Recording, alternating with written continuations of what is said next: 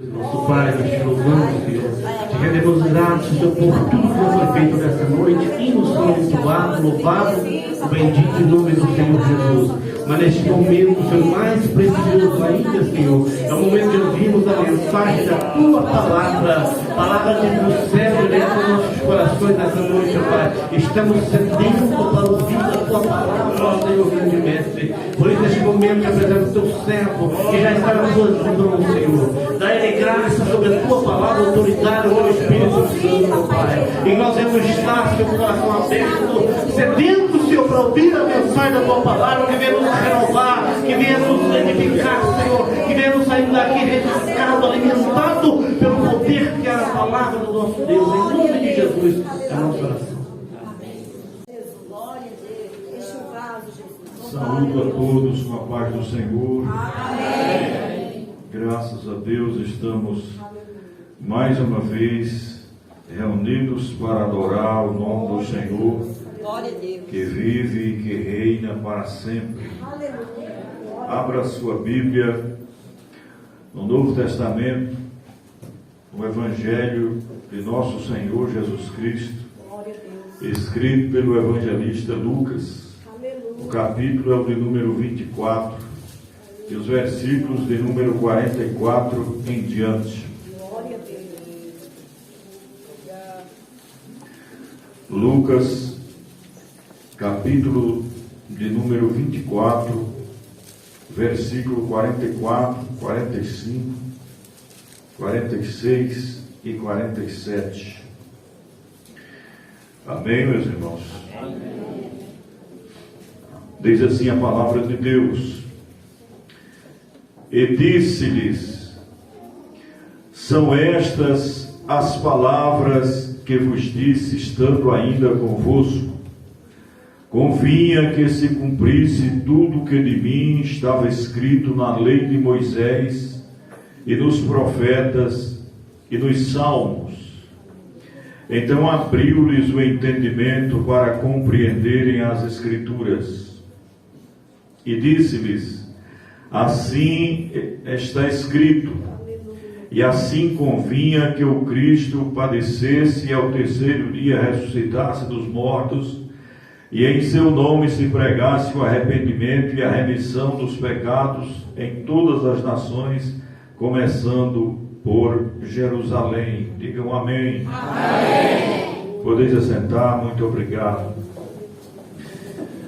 Eu louvo a Deus pela vida do pastor Ivan, da sua família, que tem nos recebido muito bem aqui nesta cidade. Aproveito para parabenizá-lo pelo seu dia natalício. Seria uma festividade de outro nível, de outro viés, se hoje estivéssemos celebrando o aniversário no caráter mesmo de aniversário, mas já foi justificado por quê. Então vamos aproveitar para o nosso foco ser a palavra de Deus. Já falei em outras congregações que eu conheci os irmãos aqui por meio do canal no YouTube, e aí eu me inscrevi logo, que eu gostei. No primeiro dia que eu vi, descobri, gostei. Glória a Deus. Achei bom os irmãos aqui, achei bacana a simplicidade, o jeito do pastor falar. Comecei a conversar, parabenizar pelos vídeos, e não tem jeito de eu pedir o contato do WhatsApp, mas eu vou pedir assim mesmo pela internet. Ela me deu, depois ela retirou, que não pode ficar aí. Eu aproveitei e entrei em contato com o pastor Ivan e começamos a conversar. Aí um dia eu vi ele tocando. Não sei se foi aqui ou se foi na outra congregação lá do Córrego da Serra. Eu vi ele tocando, aí eu peguei o WhatsApp, mandando mensagem: ai pastor, o senhor toca também? Ele respondeu: nós não toca não, senhor, nós ganha. É bacana esse sotaque de vocês. Muito bom. Eu gostei muito. E aí começamos a conversar. Um dia eu vou aparecer aí Mas eu achava que ele não acreditava que eu vinha, não. Mais de 1000 quilômetros, saí lá tão longe. E vim, graças a Deus, conheci pessoalmente o pastor e a congregação. Vejo esses meninos tocando, eu vejo lá. Eu não tenho como acompanhar todos os vídeos, né? Mas sempre que eu tenho tempo, eu vejo alguns vídeos aí do canal. E graças a Deus por estar aqui pessoalmente, conhecendo o irmão. Cheguei excessivamente cansado, mas ainda fui no culto lá do Córrego da Serra. E vi os irmãos, graças a Deus, e ontem estivemos noutra congregação. Amanhã eu já vou para São Paulo, mas passei aqui para passar esses dias com os irmãos e estou muito feliz de conhecer pessoalmente cada um dos irmãos. Eu aproveito para pedir oração por mim. Minha saúde é bastante complicada, mas eu estou pedindo ao Senhor que continue me dando graça para eu continuar pregando o Evangelho, porque essa é a minha vocação, esse é o meu objetivo, é o meu propósito. Enquanto eu tiver vida e força e possibilidade, eu estarei pregando o Evangelho onde eu passar. Amém? Amém. Vamos refletir sobre o texto? Glória a Deus. Aleluia. Todos acredito que conhecem esta belíssima passagem do Evangelho. Acredito que todos que já leram os Evangelhos já passaram por esse texto, que é muitíssimo conhecido. E tem uma importância muito grande para o conjunto de doutrinas que nós cremos, que procuramos vivenciá-las, né? Nesse pequeno texto que lemos está fácil para descrever um conjunto de regras, de normas que a gente pauta a nossa vida espiritual por elas. Meus amados, Deus se revela nas Escrituras como um ser eterno e autoexistente. Isto é, que não depende de nada para existir, e como a causa primária de todas as coisas que existem nos céus e na terra e em todo o universo, visíveis e invisíveis, as que nós conhecemos e as que nós não conhecemos.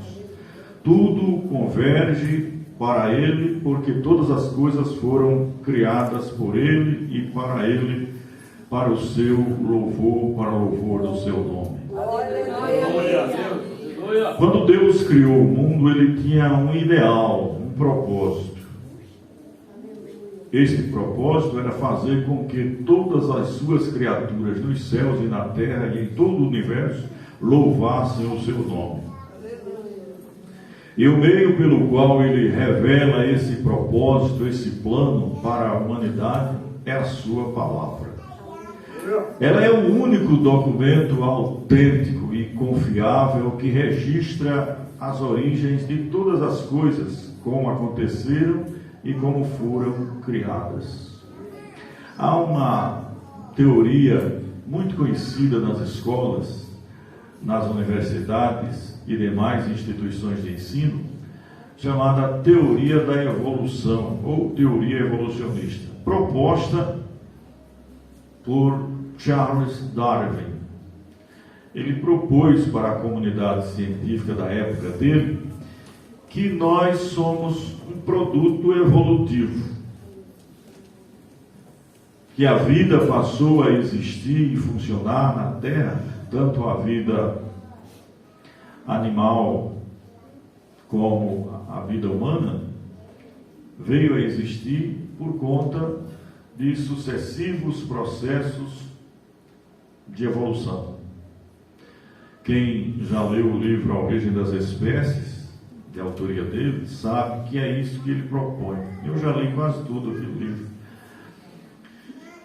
Mas em contrapartida com essa teoria, nós temos a Bíblia, que nos fornece tudo a respeito das coisas de Deus e das coisas relacionadas ao seu reino. A Bíblia fornece toda a informação, especialmente sobre as obras da criação. Nós não somos um produto da evolução.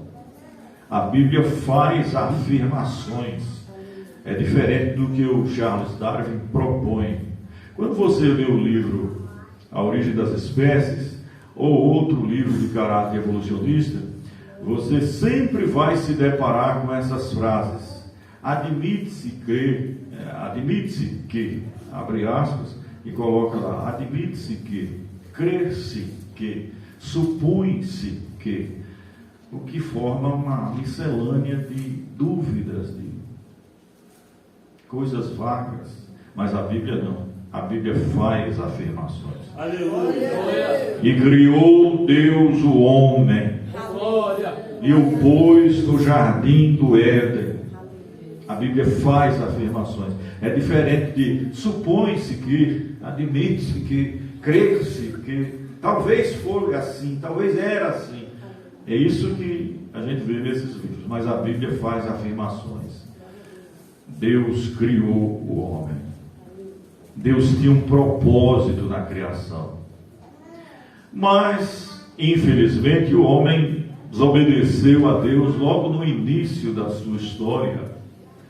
E o pecado passou a existir e funcionar no ciclo da história humana. Em consequência disso, veio a morte, as doenças, os males de toda espécie.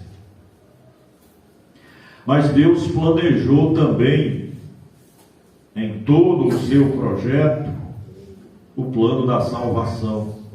E revelou esse plano através das Escrituras, que é esse documento que a gente tem em mãos, que tem atravessado milênios, séculos, culturas, regimes, formas de governo, gerações, e chegado até nós e revelado a vontade de Deus como era no princípio.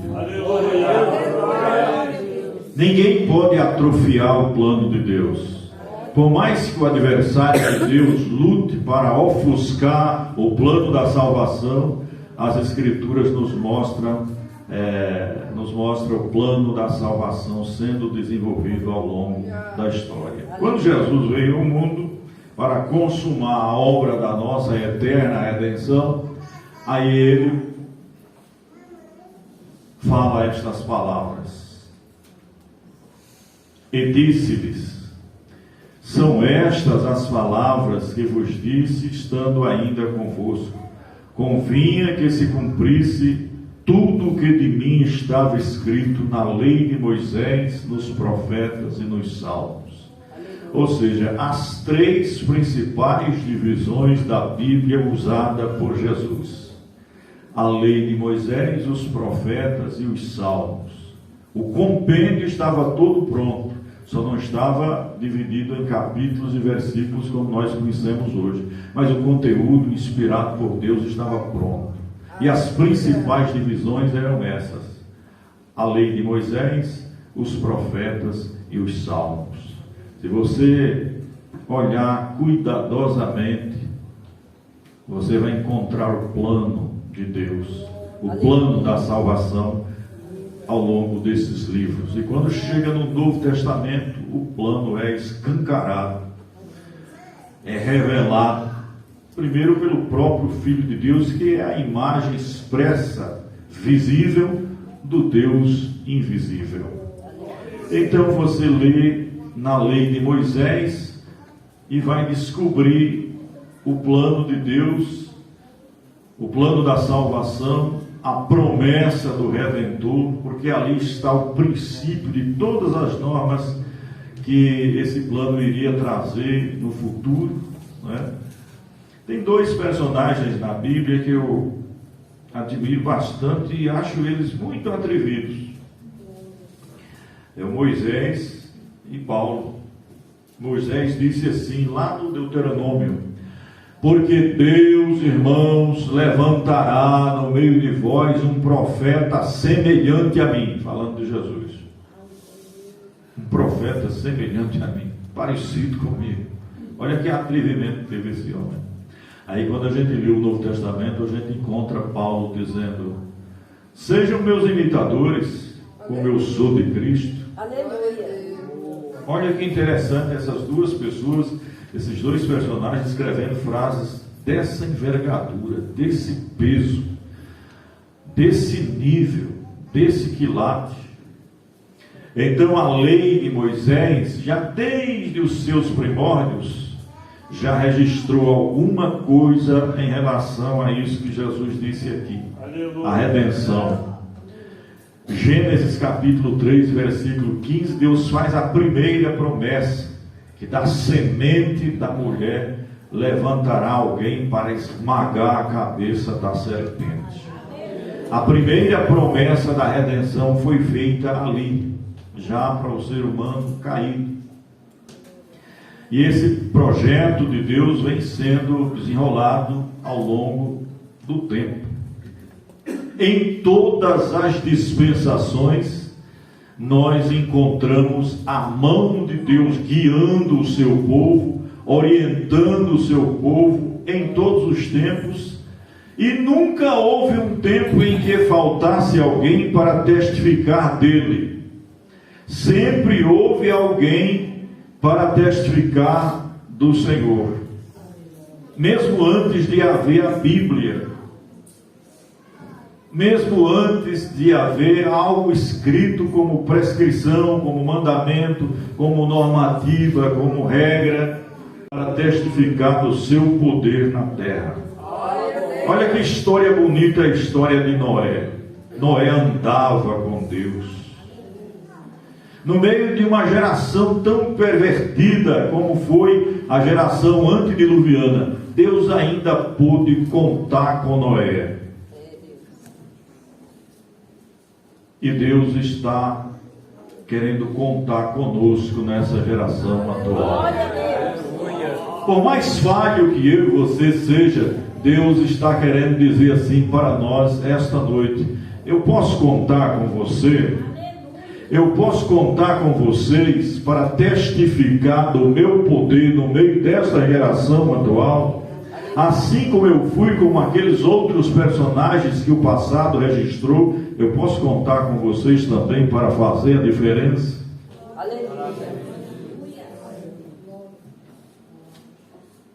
Na dispensação da inocência, que é aquele período de tempo que nós não sabemos dizer quanto tempo durou, que foi o período em que Adão tinha uma perfeita comunhão com Deus antes do pecado existir. Todos os dias, durante a viração do dia, que eu não sei bem que horário é esse, se era meio-dia ou se era bem de tardezinha, uma coisa eu sei, era do meio-dia para tarde, para escurecer. A viração do dia era o horário que Deus conversava com Adão. Aleluia. Essa dispensação nós chamamos de dispensação da inocência. Não se sabe quanto tempo durou, mas foi um período de tempo suficiente para alguém da linhagem angélica, que já estava há muito tempo em estado de desgraça total, aparecer no jardim, no ambiente de paz, de felicidade, para lançar os seus tropeços mortais. Com inveja, ele chegou e transferiu o seu pecado para a raça humana. Aí o homem, depois que pecou, passou a ter consciência de si mesmo. Aí termina a dispensação da inocência e começa a dispensação da consciência, que durou um período de tempo de 1656 anos, terminando com o advento do dilúvio. A terceira dispensação começa assim que as águas baixam, assim que o dilúvio acaba, começa uma nova geração com Noé e os seus filhos, seus descendentes. E Deus repete a promessa de novo: frutificai-vos, multiplicai-vos e enchei a terra. Começa a dispensação do governo humano. Passaram 432 anos, findou-se essa dispensação. Nela, nós vemos homens como Nimrod, como Hammurabi, tantos outros personagens documentados pela Bíblia e pela história paralela. Mas Deus tinha os seus ícones nesta época. Eram os descendentes de Noé. Eles chegaram a alcançar os tempos de Esaú e Jacó. Sem Cã e Jafé. Chegaram a alcançar os tempos de Esaú e Jacó, netos de Abraão. E então começa, depois desta outra dispensação, a dispensação dos patriarcas, a dispensação patriarcal, que durou 430 anos. No final dessa, Deus levanta Moisés para resgatar o seu povo do Egito e levá-lo em direção à terra de Canaã. Essa aí é chamada dispensação da lei e dos profetas, a quinta.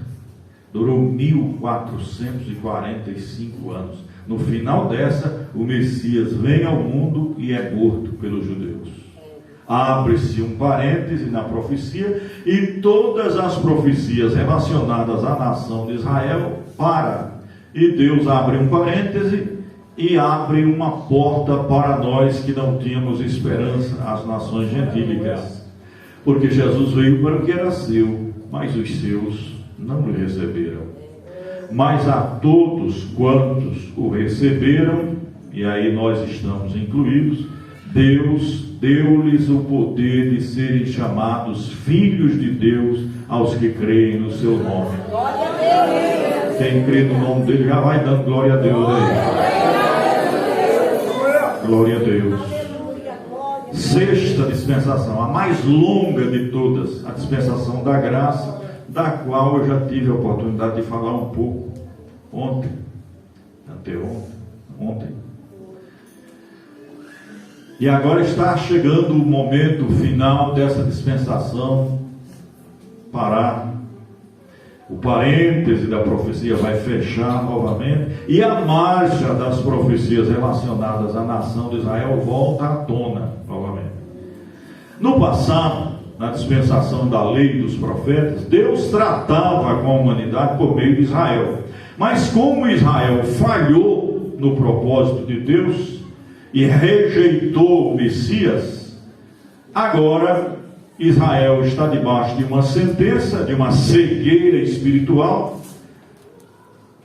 Eu posso dizer isso com clareza, sou neto de judeu. Meu avô materno era judeu, fugitivo da Inquisição, veio e se instalou no Nordeste. E os judeus não perdem a sua identidade. Mas eu posso falar disso em outro momento. Os judeus rejeitaram a messianidade de Jesus e agora a porta abriu para a igreja. Aleluia! 2000 anos já se passaram na maior de todas as dispensações, a dispensação da graça. Aleluia. Breve, esse parêntese vai fechar e Deus volta a falar com Israel novamente. Como eu disse, Deus tratava com a humanidade no período da lei e dos profetas por meio de Israel. Hoje Deus está tratando com a humanidade por meio da igreja. Para Jesus salvar uma pessoa nessa cidade, ele tem que usar um de nós. Porque ele usa hoje a igreja para salvar alguém.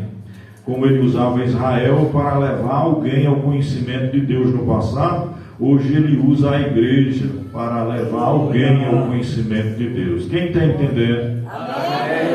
Então, cuida logo em começar a evangelizar os seus parentes, os seus conhecidos, porque Deus quer lhe usar como instrumento de salvação nesta cidade. Aleluia! Deus quer fazer obras grandes de salvação. Deus vai salvar pessoas importantes neste município, usando a instrumentalidade de vocês. E eu aproveito para dizer mais, em tom profético: Deus vai aumentar o patrimônio desta igreja nesta cidade. Eu não sei se vai ser o lote da esquerda ou da direita, ou os dois juntos, ou um outro lote em outro lugar, mas Deus vai dobrar o patrimônio desta igreja nesta cidade. Quem recebe esta palavra vai dando glória a Deus, vai dando glória a Deus, vai dando glória a Deus. Toma posse, toma posse. Estamos em plena dispensação da graça de Deus, e a graça de Deus se há manifestado, trazendo salvação a todos os homens. Há um segmento do cristianismo que prega abertamente que a obra expiatória de Jesus no Calvário é limitada. Esse pensamento está errado. A graça de Deus se há manifestado, trazendo salvação a todos os homens. Jesus é o maior dom de Deus para a humanidade. João 3,16, o versículo que é o texto áureo da Bíblia: porque Deus amou o mundo de tal maneira que deu o seu Filho unigênito, para que todo aquele que nele crê não pereça, mas tenha a vida eterna. Deus amou o mundo, a humanidade. Então a obra expiatória de Jesus no Calvário não foi para salvar só um grupo, como prega aí um segmento do cristianismo. Nós vamos na contramão desse segmento. Nós pregamos que Jesus veio para salvar todo aquele que nele crê. Porque a salvação depende também de uma decisão do ser humano. Eu já tive a infelicidade de pregar para alguém e a pessoa dizer: eu não quero não, eu não quero ser o Jesus, não pode ficar para você. Beleza, eu vou pregar para outro que quer. Porque é para quem quer, é para quem crê. Todo aquele que crê não pereça, mas tenha a vida eterna. Então o plano de Deus não é para salvar um grupo. Tem um povo aí dizendo que Jesus morreu só pela igreja. Ora, quando ele morreu, nem igreja tinha. Ele morreu pela humanidade. Então o instrumento que Deus usa para fazer alguém ser salvo é você. É eu, é você. Você é um instrumento de salvação para a vida de alguém. Deus vai salvar alguém mais lá naquela família dos últimos bancos. Deus vai salvar mais alguém usando vocês como instrumento de salvação. Você vai ter um momento que vai chegar para aquele parente seu e vai dizer: amigo, não tem outra solução. A Bíblia é a palavra de Deus e o Evangelho é a única esperança para a sua vida. E essa pessoa vai se converter em nome de Jesus.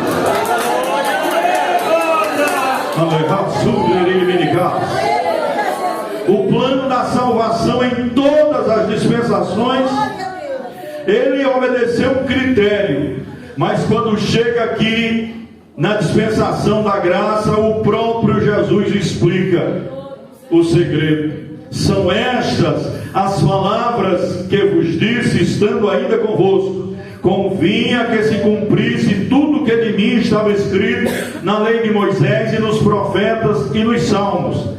Então abriu-lhes o entendimento para compreenderem as Escrituras. E eu reforço essas palavras e digo mais: nesta noite, a partir desta noite, Deus vai abrir o entendimento de algumas pessoas aqui para pregar o Evangelho e ganhar almas. Quem crê vai dando glória a Deus. Quem crê vai dando glória a Deus. Quem crê recebe. Deus vai abrir o seu entendimento na área teológica para você abrir a Bíblia para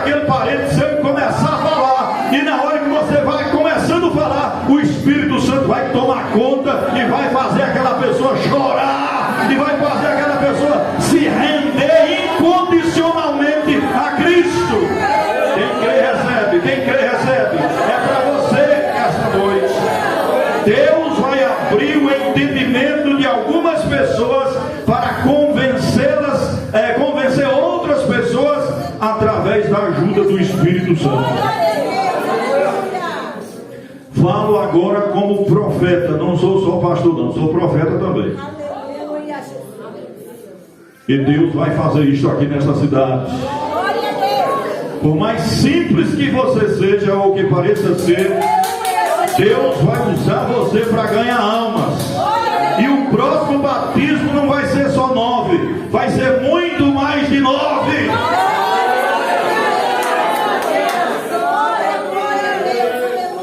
Porque Deus vai abrir o entendimento de muita gente. Começando por você mesmo. Primeiro Ele vai abrir o seu entendimento. Eu vou profetizar de novo. Vai ter pessoas da agora em diante que vai ter um gosto de estudar a Bíblia como nunca. Vai estudar a Bíblia sozinho, vai estudar a Bíblia lá na roça, vai parar de cuidar do gado por alguns instantes, por algumas horas, tomar um banho, vestir uma roupa, entrar dentro do quarto e vai ler a Bíblia sozinho. E o Espírito Santo vai encher o entendimento dessa pessoa de uma tal maneira que quando ela sair para falar do Evangelho para outra pessoa, o Espírito Santo vai iluminar a mente de ambos. E haverá salvação por todas as congregações neste campo. Salvação, libertação. O diabo vai fazer umas caretas também, mas você vai usar o poder do nome de Jesus, vai expulsar, vai libertar pessoas do feiticismo, do engano, da obra do mal. Deus vai fazer maravilha.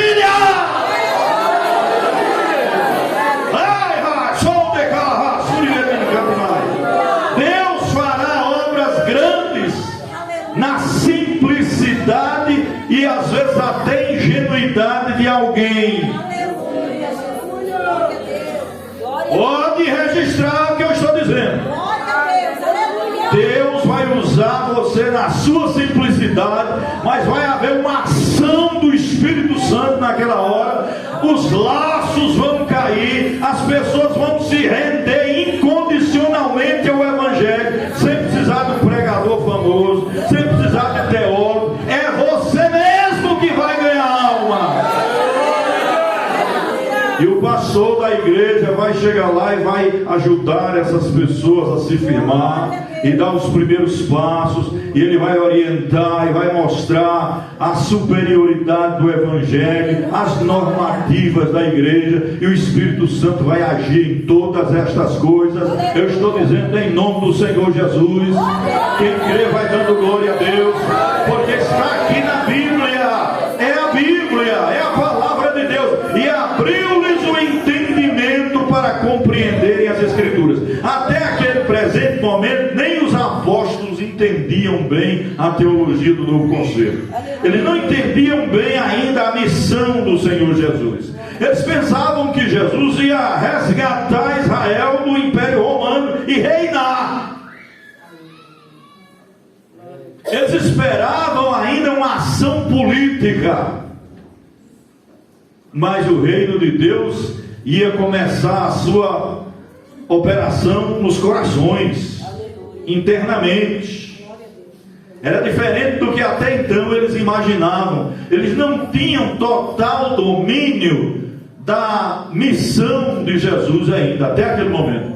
Mas quando Jesus ressuscitou e se apresentou a eles, disse assim: eu vou abrir o entendimento de vocês agora em diante. Vocês agora vão entender as Escrituras. Porque tem gente que lê a Bíblia, relê, mas não entende. É falta de ajuda do Espírito Santo. Porque eu tive entendimento das coisas de Deus sem fazer curso teológico. É claro que depois eu fiz e ajuda muito, mas o Espírito Santo me ensinou quase tudo, lendo apenas a Bíblia e lendo bons livros.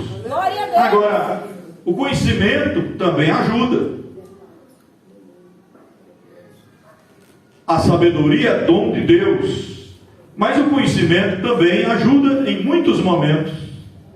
Cria o hábito de ler a Bíblia, principalmente. Mas você pode também ler bons livros. Eu já li 250 livros acerca da Bíblia. E já li essa Bíblia 27 vezes de capa a capa. e já escrevi 3 livros sobre ela.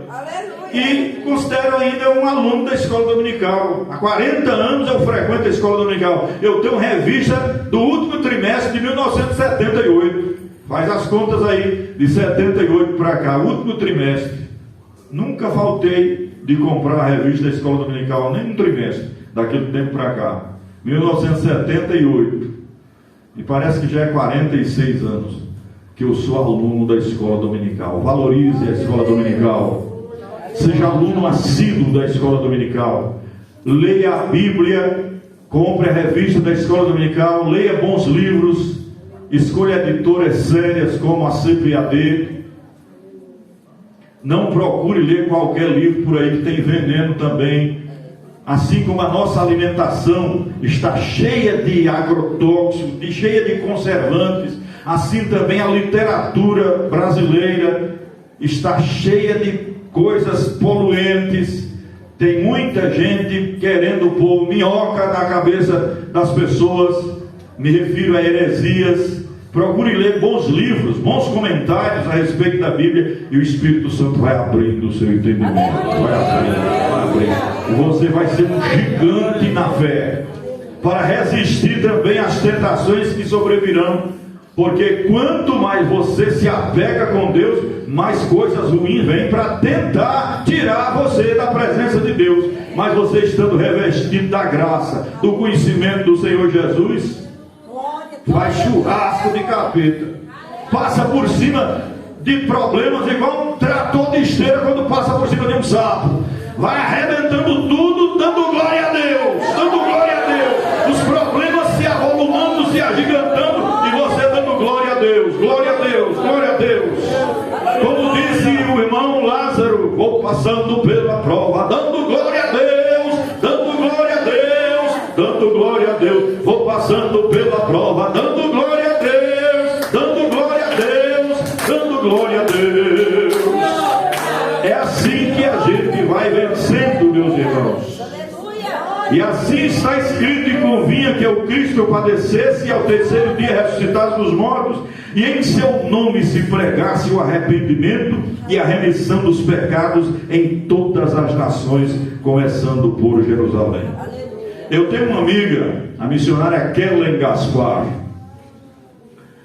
Era uma moça que saiu da casa da sua mãe e foi pregar o evangelho para os índios na divisa do Brasil com a Bolívia, já em terras bolivianas. Sabe qual foi o dinheiro que ela levou? Levou R$30 no bolso e uma mochila nas costas.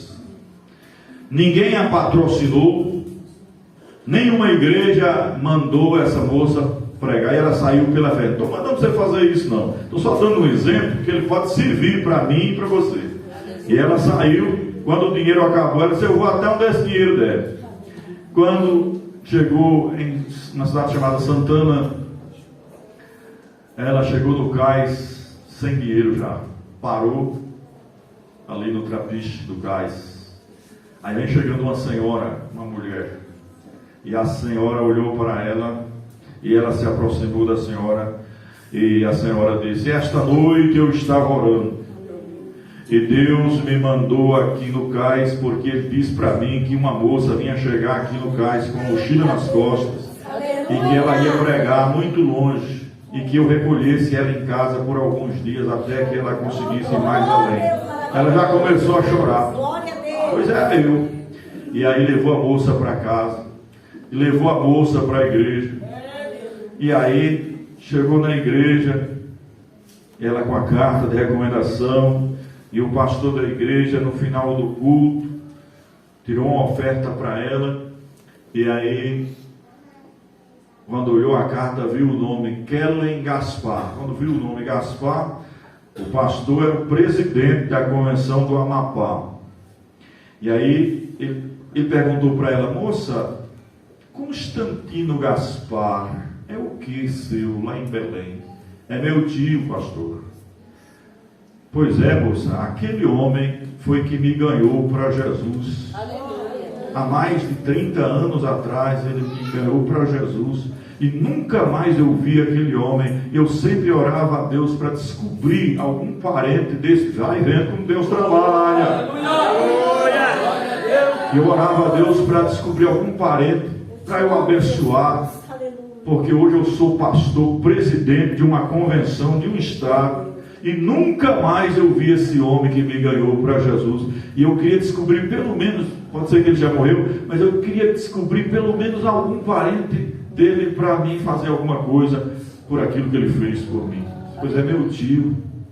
Aí ele disse, a partir de hoje, você vai ao seu destino patrocinado pela minha igreja. Nunca vai te faltar alimento, nunca vai te faltar salário, nunca vai te faltar comida. Vai dando glória, vai dando glória.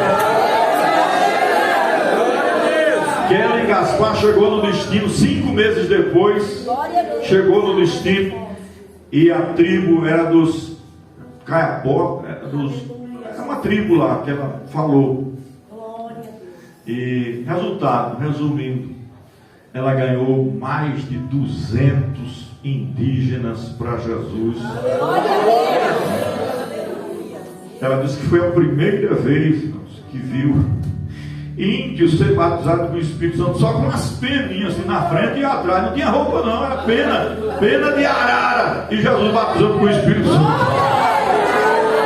Irmãos, para que em seu nome se pregasse o arrependimento e a remissão dos pecados em todas as nações, até os indígenas que não falam a nossa língua, que estão sendo alcançados. Jesus está fazendo maravilha lá, curando, batizando o Espírito Santo. Por que ele não faz aqui? Se ele está fazendo lá com um povo que nem lê, sabe? Que nem falar a nossa língua, sabe? Começa a pronunciar as primeiras palavras, e as primeiras palavras que eles aprendem a falar em língua portuguesa é Jesus salva, Jesus cura e Jesus batiza com o Espírito Santo, e Jesus outra vez voltará. São as frases principais que eles aprendem, começam a aprender, e à medida que eles vão falando e orando, Jesus vai batizando com o Espírito Santo. Então essa obra que Jesus fez na cruz do Calvário, ninguém impede, basta que a gente se coloque na posição e comece a dizer: Deus me usa, Deus me faz, me dá sabedoria, abre o meu entendimento para compreender as Escrituras e falar dela para outras pessoas. Você que é funcionário público, você precisa evangelizar seus colegas. Você que é universitário, evangelize os seus colegas. Você que tem alguma função em alguma repartição pública, comece a falar de Jesus na maneira bíblica, sábia. Procure um momento certo, estratégico. Não é assim aleatoriamente, igual batendo um julgário, que você vai ganhar ninguém para Jesus, não. Vai ter um momento certo que o Espírito Santo vai dizer: está na hora de falar para ele. Aleluia! Não é falar de igreja, de nome de igreja, dessas coisas, essas normativas religiosas. Começa a falar do amor de Deus para estas pessoas. Não é? Estiver sendo meio apertada, meio confusa, cheia de problemas, de dúvidas, chega para ela e diz assim: Jesus é a solução para você. Jesus te ama. Ele não vai ter como discutir com você isso não. Se você falar de igreja, de religião A, de igreja B, ele pode até discutir. Mas se você disser para ele assim, se você disser assim: Jesus é a solução para esse problema seu, ele crê incondicionalmente, ele não tem como discutir com você. Então se começa a evangelizar, é assim: Jesus é a solução para a sua vida. Esse problema aí, se você confiar no Senhor, ele vai resolver. Mas o que mais ele está interessado não é resolver esse problema para você, é salvar a sua alma, perdoar os seus pecados, escrever o seu nome no livro da vida. Vai falando dessas coisas simples que todo mundo sabe falar, e começa a falar essas coisas simples na direção do Espírito de Deus. Daí a pouco lágrima começa a sair dos olhos, daí a pouco ele diz: rapaz, você é bem diferenciado. traz ele para a escola dominical, porque ele ainda não está muito afeito com essa questão de línguas estranhas, dessas coisas que ele não entende. Traz ele para a escola dominical, matricula ele.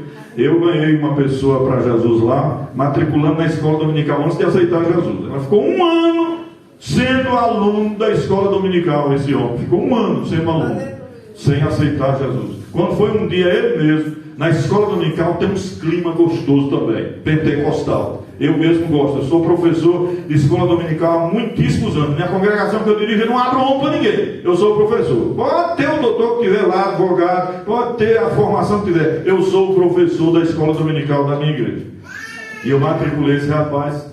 E quando foi um dia, na escola dominical, tem aqueles momentos que a gente mergulha na palavra de Deus, e o Espírito Santo tomou conta, e as pessoas começaram a chorar. Aí ele mesmo levantou e disse: pastor, eu também quero aceitar Jesus hoje. E aí aceitou Jesus. É um dos maiores pregadores da cidade, lá em redes sociais, prega para os amigos. Ele é guarda municipal, irmão Edson. É assim que a gente ganha almas, irmão. Eu vejo tantas pessoas preocupadas com outras coisas, com tantas estratégias que não tem futuro. Começa a falar da palavra na simplicidade, que você vai ver o efeito. O efeito está aqui na palavra. A igreja primitiva ganhava almas, não era só os apóstolos, cada crente era um missionário. A Bíblia diz isso. E eles foram espalhados por causa da morte de Estevão, eles foram espalhados por toda parte. Mas aonde eles passavam divulgando o Evangelho e pessoas se convertendo. Não tem quem impeça a grandiosidade do Espírito de Deus na vida de uma pessoa. Não há nada que possa substituir a grandeza do Espírito de Deus na vida de uma pessoa salva. O Espírito Santo é o pivô da nossa vida e é o que nos faz motivados para evangelizar as pessoas. É a força motora que nos conduz a ganhar almas para o reino de Deus. Se você tem o Espírito Santo na sua vida, é claro que você vai se achar constrangido a levar o amor de Deus e a palavra de Deus para outras pessoas. Não se conforme com o que você tem e com o que você é. Me refiro na área espiritual. Comece a falar daquilo que você possui para outras pessoas. Se você é salvo, se você já possui a salvação, comece a falar essas palavras para outra pessoa que não possui. Daqui a pouco você vai transmitir algo que você tem. Porque não é só para nós. A gente não tem que ficar satisfeito em ser salvo e a salvação só para nós. A gente tem que transmitir. É tão grande, é tão abrangente, é tão maravilhoso essa questão da salvação, que a gente tem que compartilhar com alguém. Não cabe só dentro da gente, não. Tem que compartilhar com alguém. Começa a usar uma estratégia, uma maneira de ganhar almas, e começa a botar no coração: Senhor, esse ano, antes de terminar o ano, eu quero ganhar uma alma para o Senhor. Começa a falar isso em oração. Me dá estratégia, me dá um meio, uma maneira de conduzir alguém. Mas não vai com outros interesses não, viu? Que não dá certo. Temos jovens que querem ganhar uma pessoa para casa, mas o interesse é outro, e não funciona. Tem irmãos que querem ganhar uma pessoa ou vice-versa, mas o interesse é outro que está por detrás. Aí Deus não está nisso não, viu? O interesse só funciona se for interesse exclusivo de ver a pessoa salva. As outras coisas Deus pode acrescentar, mas o primeiro plano é salvar alguém, é arrebatar alguém do caminho mau. Viu? Porque a dispensação da graça está terminando. Mas enquanto ela não termina, vamos falar do amor de Deus para as pessoas.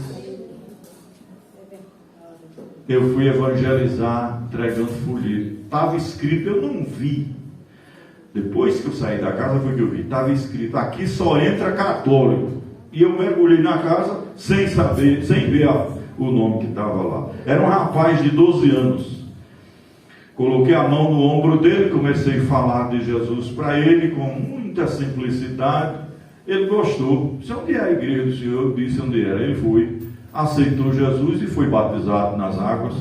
Se tornou um jovem pregador. Glória a Deus. Então, não fique esperando fazer curso teológico, não. Começa a falar de salvação agora, que é o que você tem. Comece a evangelizar as pessoas na simplicidade. Se for com sinceridade, Deus vai abençoando. Deus vai abrindo o entendimento para você conhecer as Escrituras e fazer outras pessoas conhecer também. É simples, é só a gente ser motivado a fazer alguma coisa. Essa questão só de vir à igreja, de domingo em domingo, ou 2 vezes por semana. Irmãos, nossa espiritualidade deve ser maior do que a nossa religiosidade. Nossa religiosidade está muito alta e nossa espiritualidade muito baixa. Vamos mudar isso, vamos igualitar essas coisas. Vamos fazer com que nossa espiritualidade fale mais alto do que nossa religiosidade. Porque a religiosidade está em todo canto, o povo já está cheio. Vamos levar a espiritualidade. Aleluia. Vamos levar a graça de Deus, a palavra de Deus ungida pelo Espírito Santo. Deus fará maravilhas com a sua instrumentalidade. Deus abençoe os irmãos.